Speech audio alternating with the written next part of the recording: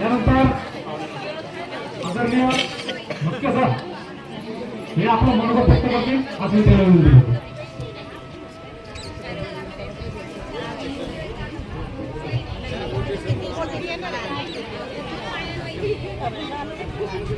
आदरणीय मुख्य सर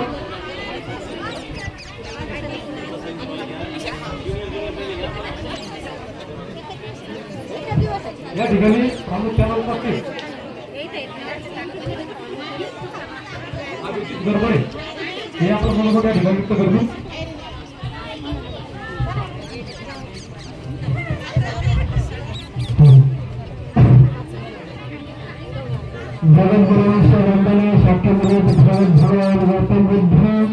भारतीय राज्य घटनेवर शिल्पकार संबंधित डॉक्टर बाबासाहेब आंबेडकर या महापरिषदेला किंवा पंचकर्णा विरोधी सोसायटी भारतीय विद्यमान सभेचे दुसरे अध्यक्ष चैतन्य शिल्पकार त्यांच्यामुळे आज आम्ही वैद्याचार्य झालो. असे वैद्याचार्य जनक डॉक्टर बाबासाहेब आंबेडकरचे पुत्र दिवंगत सूर्यपुत्र बाबासाहेब आंबेडकर यांच्या पावसामध्ये विनम्र अभिवादन करतो. या ठिकाणी पूजनीय म्हणते चंद्रप्रदेशी महाफेरो पूजनीय म्हणते सागर मंडळी यांना सुद्धा पंचकर्णा तसेच भारतीय विद्यमान सभेचे राष्ट्रीय अध्यक्ष आदरणीय महापरिषद आंबेडकर तसेच भारतीय विद्यमान सभेचे समता सैनिक दलाचे राष्ट्रीय अध्यक्ष व समता सैनिक दलाच्या राष्ट्रीय कार्याध्यक्ष आदरणीय डॉक्टर भीमराव यशवंतराव आंबेडकर साहेब यांनी सुद्धा वायुदेवाला भंग करायला नंदन करतो. या ठिकाणी आज सर्व श्रद्धा उपासक उपासना या सर्वांना सेवेला जय भीम. आवाजात जय भीम. सगळ्यांचं सगळं महिला दिसते. आपण इकडे लक्ष द्यायचंय. आपण इथे सर्वांचे गणपतीचे प्रवचन ऐकण्यासाठी आलात व जे मान्यवर आले ते सुद्धा आपल्याला शुभेच्छा देण्यासाठी आलेले आहेत. या ठिकाणी आपल्या गावामध्ये डॉक्टर बाबासाहेब आंबेडकर यांचा पुतळा प्रमुख कृती पुतळा उभारण्यात आलेला आहे आणि हा बाबासाहेबांचा पुतळा उभारत असताना आपल्या गावामध्ये बाबासाहेबांचे विचार हे प्रत्येक घराघरापर्यंत पोहोचले पाहिजे. मंत्र्यांनी सांगितलं मागाशी की जयंतीला डिझेल लावता बाबासाहेबांच्या विचाराची आपण जयंती साजरी केली पाहिजे. आपल्या मुलांमध्ये आपल्या मुलाला एक दिवस तर होईना की 14 दिवशी आपल्या मुलाला 18 तास किंवा 12 तास सुद्धा बाबासाहेबांचे पुस्तक तर बाबासाहेबांचे चरित्र द्या वाचण्यासाठी मला बाबासाहेब करू द्या.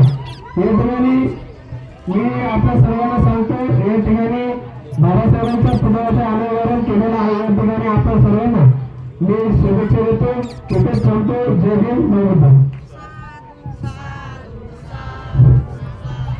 धन्यवाद सर. या ठिकाणी गडबडी सरांनी खूप असं मार्मिक आपलं मनोगत व्यक्त केलेलं आहे. तर यानंतर पांडव बाबा त्यानंतर विशाखाताई मस्के हे या ठिकाणी आपलं मनोगत व्यक्त करतील.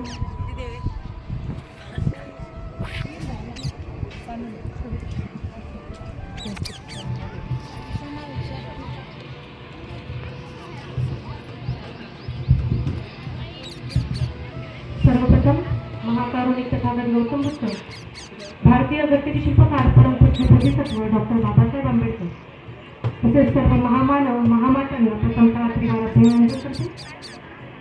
आज आपल्या पळसखेड नगरीमध्ये भटजींचे आगमन हो किंवा आज आपल्या या नगरीमध्ये झालेले डॉक्टर बाबासाहेब आंबेडकर यांच्या पूर्णकृती पुतळ्याचे अभिवादन ह्या दोन्ही गोष्टीबद्दल मी प्रथमतः संपूर्ण नागरिकांचे अभिनंदन करते.